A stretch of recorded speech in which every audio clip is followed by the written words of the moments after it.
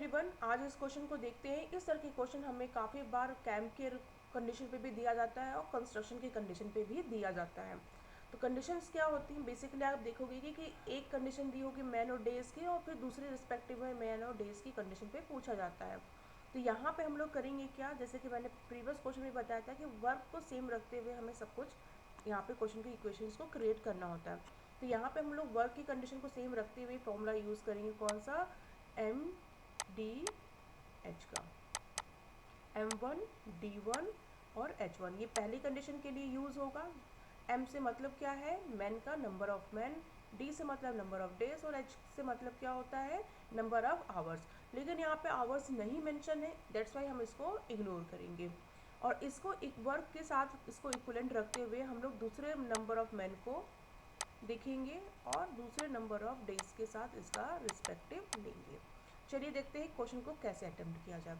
Question कह रहा है कि 120 लोग जो है किसी कैंप के लिए जाते हैं 150 दिन के लिए, राइट। लेकिन 5 दिन के बाद ही वहाँ से 45 लोग किसी ना किसी रीज़न से उस कैंप को रिलेक्ट कर देते हैं। तो पूछा आपसे ये जा रहा है कि बताइए वहाँ पे बचे हुए जो खाना है वो जो बचे हुए लोगों के लिए वो कब तक बना रहेगा, कितने दिन के लिए बना रहेगा। तो इस तरह के क्वेश्चन को आपको आंसर करने के लिए बहुत ही ईजिली आप क्या करें, जो यहाँ पे वर्क तो है नहीं, यहाँ पे फूड के रिस्पेक्ट में हम चलेंगे कि दोनों ही कंडीशन में आपको फूड को इक्विवेलेंट रखते हुए इक्वेशन को क्रिएट करना होगा।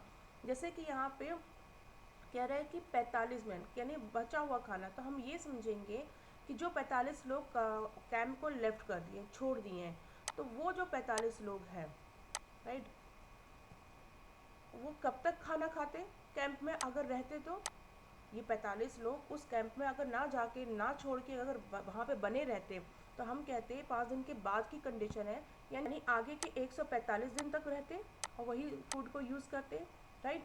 यानी यहाँ पे हम फूड को कॉमन रखते हैं, यानी हम इन दोनों को मल्टीप्लाई करेंगे तो हमें वैल्यू ऑफ फूड मिलेगी, और वही फूड को इक्वलेंट रखेंगे किस कंडीशन के लिए? क्या क्वेश्चन कह रहा है कि 45 लोग छोड़ दिए, तो यानी इन 45 लोग का जो बचा हुआ खाना होगा वो कौन खाएगा, यानी जो रिमेनिंग लोग होंगे, और रिमेनिंग लोग कितने होंगे?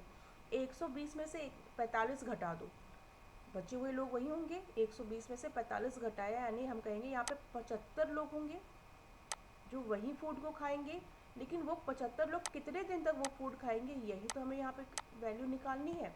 तो यानी हमें डेज निकालना है कि वो रिमेनिंग फूड वो 75 लोग कितने डेज में तक खाएंगे। तो हमारा इक्वेशन बन के तैयार हो चुका है, बस हमें इसको सॉल्व करना है। तो जब हम सॉल्व करते हैं तो ये 15 से जाएगा, तो यानी 5 से गया, ये यहाँ पे 3 से जा रहा है, और फिर 5 से काटेंगे, 5 से गया, और ये जाएगा यहाँ पे 29।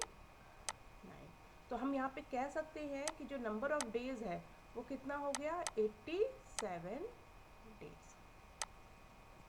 रुके रहिए, ये क्वेश्चन का भी आंसर नहीं आया है, क्योंकि ये खाली उस कंडीशन की बात कर रहा है कि जो 45 लोग खाते खाना, वो खाना 87 तक रिमेनिंग लोगों के लिए चलेगा। लेकिन यहाँ पे क्वेश्चन क्या पूछ रहा है कि कितने दिन तक टोटल खाना फूड हमारा जो बचा हुआ है वो रिमेनिंग लोगों के लिए रहेगा।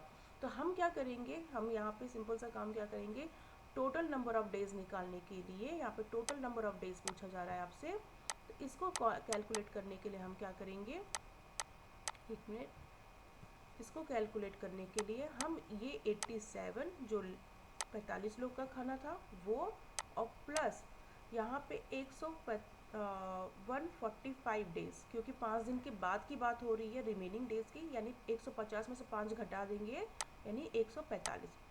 इन दोनों डेज को जब हम ऐड करेंगे तो कितना आ रहा है? ऐड करने पे ये आ रहा है 232। वो टोटल कितने दिन के लिए होगा? 232 दिन के लिए होगा। तो इस तरह से हमने ये फाइंड आउट किया कि यहाँ पे जो राइट ऑप्शन जाएगा वो कौन सा होगा? बी ऑप्शन, 232 डेज के लिए ये खाना बना रहेगा। तो ऐसे ही क्वेश्चंस के लिए अगर आपको पसंद आ रहे हैं तो आप मेरे साथ बने रहिएगा। Thank you everyone.